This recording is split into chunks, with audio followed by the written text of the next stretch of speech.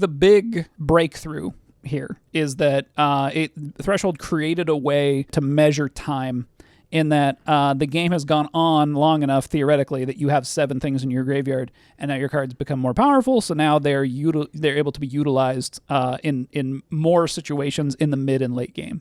Distraction makers. Today we're going to be talking about Threshold and how it was different than other mechanics that had been developed up to that point in Magic. Before we talk about Threshold on today's video, please help us get across our own threshold. Yikes. And like and subscribe or whatever. Yeah. And comment. Do it. Do it. Discord. Do it. It exists. Oh, yeah, we have a Discord. That's it. Yeah. All right. That's not part of the Threshold. Back to the show. Richard Garfield invented Threshold. Oh! I'm surprised that we've been talking about this for like 2 hours now, and you never once I didn't told bring me that up? Yeah, right. What, surprise, surprise. What a shocker. What a shocker. Richie. Old Richie. Old Richie G. Yep. Richie G. Richie PhD. Richie G PhD. Yeah, he came up with Threshold. And where it sort of the idea originated from was that he was thinking about a mechanic that would measure something. And these mechanics have come to be known as barometers. And Threshold is when you have 7 or more cards in your graveyard, you are past the threshold, and then your cards become more powerful. And I think what's interesting, if we look at in terms of like, okay, everything's kicker, cycling, and horsemanship or whatever. Threshold, I think, establishes itself as a difference in mechanics here. No, it's kicker. It's technically kicker. It's kicker. But it uses a different resource as opposed to mana. It uses graveyard, right? It uses cards, which could also be considered time, technically. Yeah. Not really, but sort of. Right. Yeah, so I think the big breakthrough here in terms of Magic's design is that Threshold created a way, like you said, to measure time in that the game has gone on long enough, theoretically, that you have 7 things in your graveyard, and now your cards become more powerful, so now they're able to be utilized in more situations in the mid and late game than they would be otherwise. Werebear being a great example of this. It's basically a Llanowar elf that then later in the game becomes stronger. Right. And I think it's a common problem. It's one that you see in a lot of TCGs. Down the line, at some point, if you end up having some sort of a game that is just you drawing a card every single turn, there's going to be a turn that, like you said, you draw Llanowar elves, and you're on turn 7, and you've got 8 mana, and you don't care. And it's not relevant. And it's not relevant anymore. At least Werebear for... I think it's 2 mana. It's 1 in a green. It's 1 in a green. Yeah. Oh, it's a bear. No, it's a 1/1. If I'm right, you have to play an air horn over this. It is a 1/1. Yeah! Burr, burr, burr. It turns into a 4/4. It does turn into a 4/4, which is like 2 bears. Oh, yeah. Dude, it's a werebear. It's a person as a 1/1. And then once you cross the threshold, it's now a werebear, so it's a 4/4. No. All right, you're right. I mean, this doesn't hold that up. would have been cool. That would have been great if it actually should have been weaker. It should have been +2/+2 because it became a bear. You would add a bear to the man. Right. Flavor fail. God. You know, I always knew Richard Garfield didn't know what the hell he was doing. What an idiot. God. So yeah, other than we can't use Werebear as an example anymore. We need to. What's another threshold card? All right, so another example, Cephalid Coliseum just got reprinted, Modern Horizons 3. Oh. When you have Threshold, you can pay 1 blue, tap it, sacrifice it. Target player draws 3 cards, then discards 3 cards, and you can only activate this if you have 7 or more cards in your graveyard. It's interesting that it's a Threshold barometer that also then has you have to pay a mana cost to activate it. Yeah. That's interesting. I think that's one of the interesting things about Threshold mechanics, right? We'll get into some of the other ones in a minute, but you can sort of utilize this. You're sort of like gating off half of the card until a certain point in the game, right? And I think one of the other things that's really interesting about barometers here is that not only they could just track time, right? So like over time, it eventually will activate, but also you as a player get to decide, like, do I want to invest more resources in accomplishing this threshold, crossing the threshold as quickly as possible, because then maybe my strategy comes online at that point.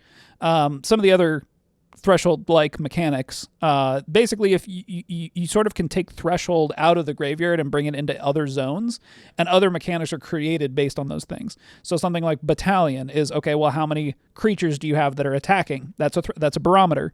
How many cards do you have in hand? If you have none, you're Hellbent. That's a barometer. We're measuring if you have cards in your hand or not.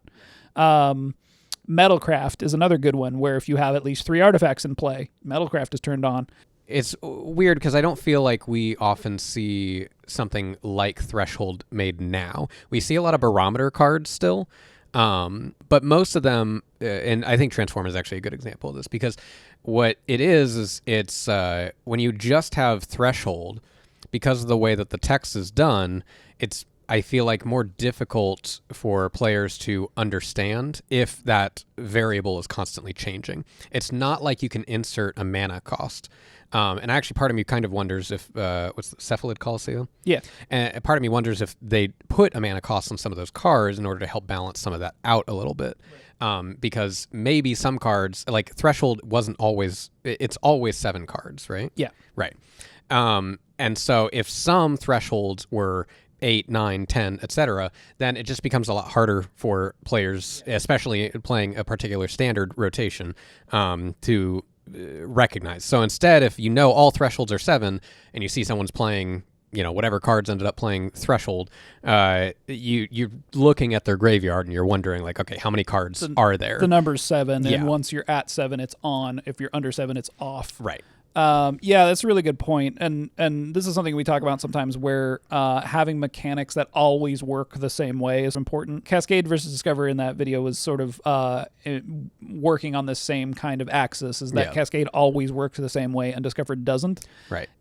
I think it can get away with it probably fine because it's something that happens right then and there. But like to have something that's like threshold 10 and something else that's threshold 7 would be very strange. It would create a lot of like board upkeep for players. You're going to have have Werebear that's active, but then you're going to have 3 other cards that's like, well, your graveyard is not at 10 and it's not at 12.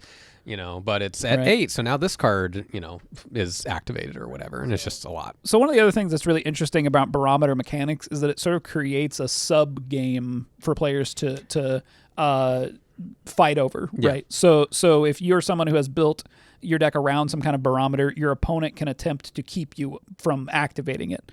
And it sort of creates a game within a game, which you see this with a lot of alternative win condition cards too, right? Like Mechanized Production. Mechanized Production is makes a copy of an artifact, and once you have, like, I think 8 or more copies of that artifact in the field, then you win the game. And it's another way of setting a barometer. It's like you're saying, it's a game within a game where suddenly you can win the game this alternative way, and now your opponent might have to interact with your cards differently. Theoretically, that's higher stakes than Threshold, obviously, which is interesting that you can kind of play with that spectrum, right? That like, okay, well, if I cross this threshold, I win the game. So what do we think like some drawbacks of Threshold are design-wise? I feel like the biggest one for me is the busy work involved, in that it's giving you an additional thing to track for both players.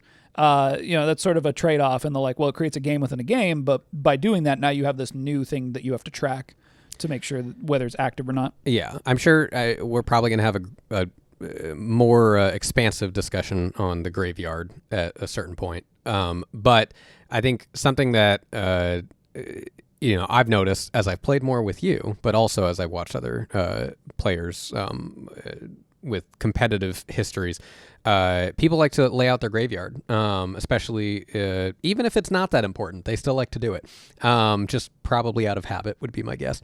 And I think there's a lot of importance there. And as a casual player, like you play cards of the graveyard and it's like, that's gone. Like it's out of my mind. I'm not even worried about it.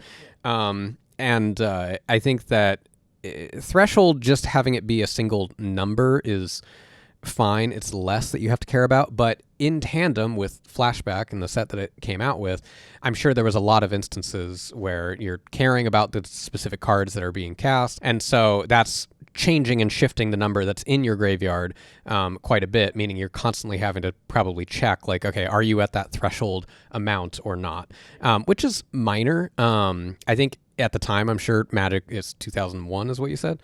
Somewhere around there. All right. So like Magic, much simpler game at that point in time. A lot less cards with massive amounts of text. Well, what's interesting is Odyssey block has been like looked back on now as being a particularly complex set, and this probably has something to do with it. Okay. And that, like let's say you have Flashback and Threshold in the same deck. Well, you could think that you're about to win the game because you're going to flash something back and attack with your Werebear, and then you flash it back and your Werebear turns into a 1/1 again. Right. Yeah. Whoops. A lot of interactions in that way. Well, and Madness is in the set too. So like, it's a bunch of different interactions with the graveyard and discarding and really crunchy stuff. Yes.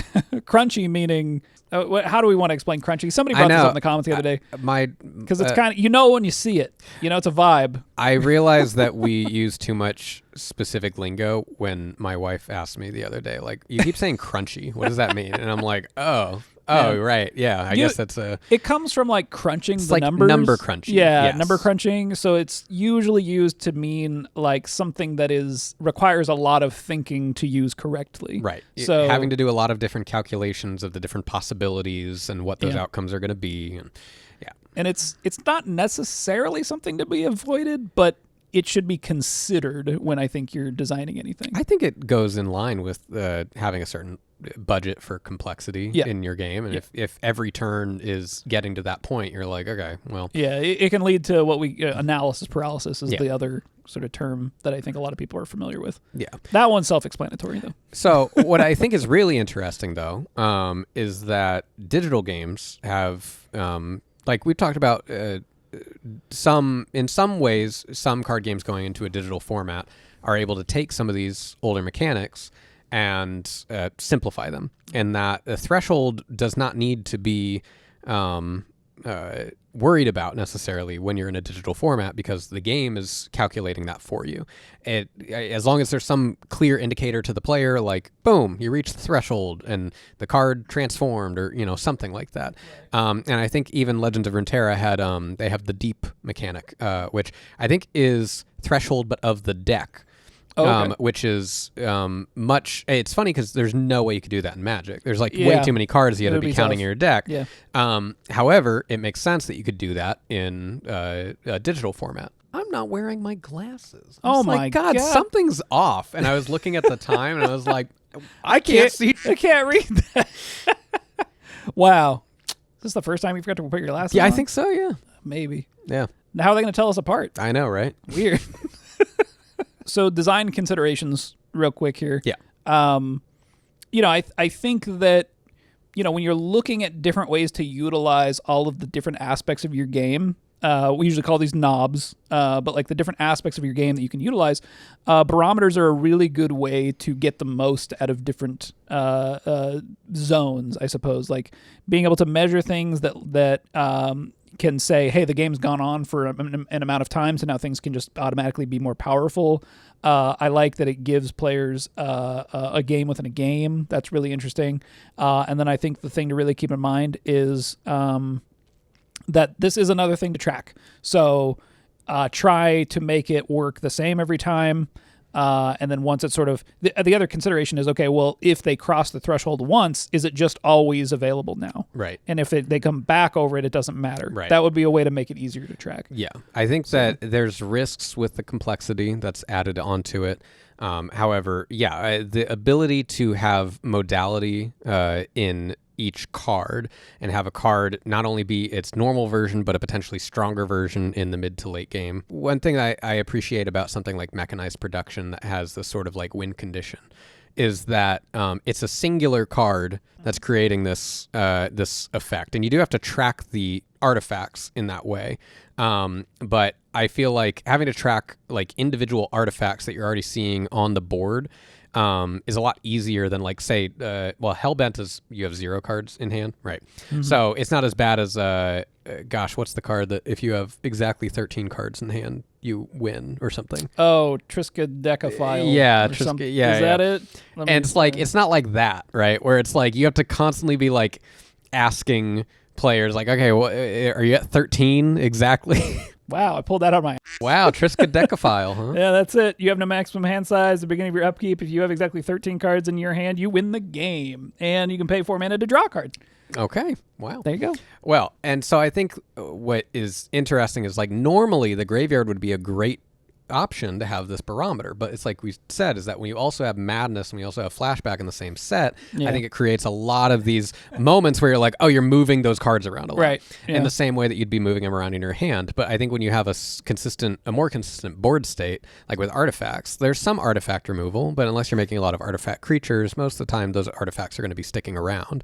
And so you could have something like mechanized production that is more of like an understandable, easy to sort of chunk the information of like, oh, I see those artifacts and see how they're growing, as opposed to hand, or in this case, in this particular set, graveyard that's just constantly fluctuating.